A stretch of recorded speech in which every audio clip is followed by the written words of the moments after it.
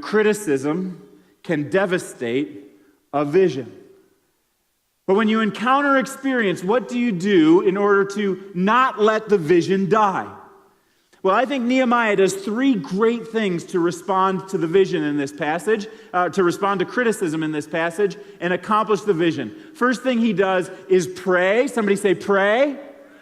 Second thing he does is he remembers the source of the vision. Somebody say remember. Third thing he does is he revises the plan. Somebody say revise.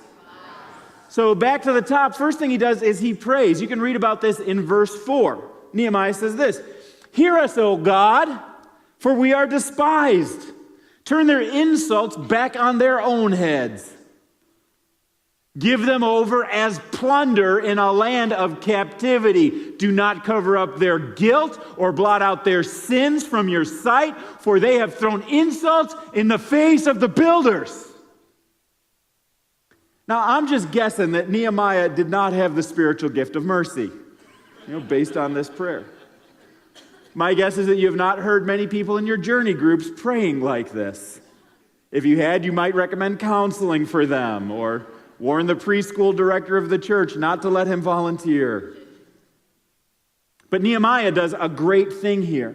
What Nehemiah does by praying this kind of diss your enemies prayer, which is called an imprecatory prayer, essentially he's saying, God, it's your job to take revenge on these guys for opposing your vision. He doesn't try and take control of something that he has no power over. He can't do anything about these guys or their threats or their criticism. He's got one mission in mind. It's to build the wall. So he says, God, you take care of these guys. That's your job.